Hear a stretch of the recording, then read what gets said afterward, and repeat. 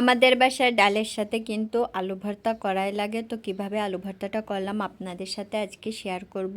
প্রথমে আমি একটি পাত্রে মরিচ গুঁড়া করে নিয়েছি, এরপর আমি পেঁয়াজ কুচি করে নিয়েছি।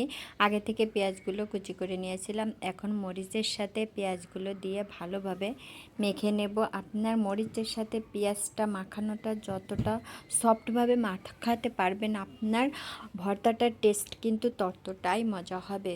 তো আমি এর ভিতরে একটু লবণ দিয়ে ভালোভাবে মেখে নিয়ে এ পর্যায়ে এসে তেল দিয়ে দেব। তেলটা দিয়ে ভালোভাবে মেখে নেব। এরপর আলু আগে থেকে আমি সিদ্ধ করে রেখেছিলাম, তো আলুটা দিয়ে দিলাম। আলুটা দেওয়ার পরে এখন আমি ভালোভাবে আলুটা ভর্তা করে নেব।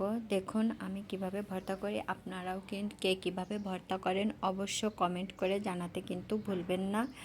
তো আমার আলু ভর্তাটা কিন্তু রেডি হয়ে গেল। কথা বলতে বলতে আমার ভিডিও আপনাদের কেমন লাগে অবশ্যই কমেন্ট করে জানাবেন, আর আমার পেজটি ফলো দিয়ে আমার সাথে থাকবেন। আমার আলু ভর্তার ফাইনাল লুকটা দেখুন। তো আমি কিন্তু ভর্তার শেষে এরকম ভাগ ভাগ করে রাখি, যেহেতু আমাদের বাসায় যে কয়জন সদস্য আছে সেই অনুযায়ী আমি ভর্তাটা রেডি করি। তা আমার ফাইনালে আমি আরেকটু তেল দিয়ে দিলাম। আমি কিন্তু আগেও তেল দিয়েছিলাম, কিন্তু এখন মনে হলো কি আরেকটু তেল দিতে হবে, তার জন্য আমি আরও একটু তেল দিয়ে দিলাম।